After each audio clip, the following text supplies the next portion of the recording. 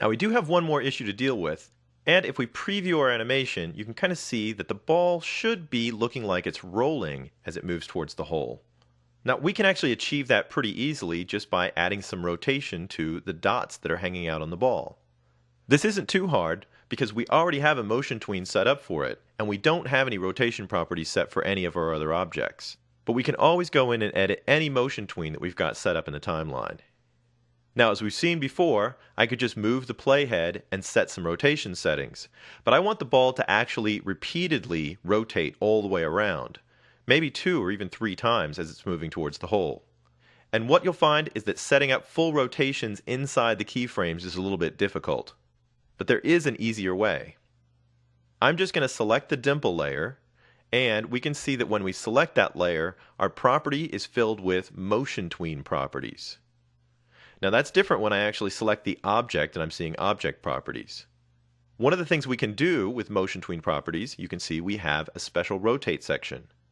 Now I can use these properties to set a certain number of times to rotate and some additional angles even after that to rotate. And this will set up the rotation for the entire tween. Now let's go in and set that up on our dimples layer.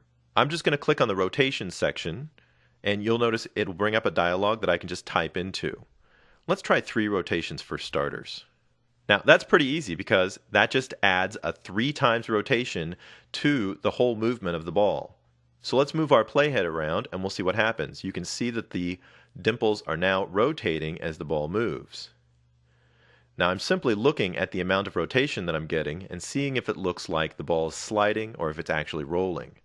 It looks to me like 3 times is pretty good, but you can always adjust the value up or down and even give it a little bit more angle rotation if you need to. Let me back this up and take a look at how it plays. I'm just going to hit the rewind and go over here to control and hit play. Now it actually looks like the ball's moving and rolling as it rolls towards the hole and drops in. Now obviously that rotation property is going to work on any motion tween that you've got.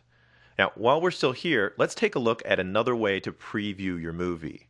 The play command's okay, but it simply just plays everything right where it's sitting right now.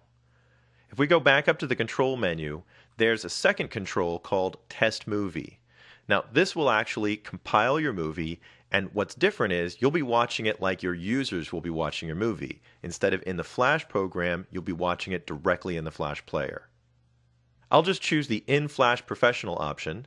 You can see it's exporting my movie, and it pulls it up as a finished product, and we can watch our animation play through as the ball comes in and drops into the hole. And we can just close that panel right back up when we're done with it.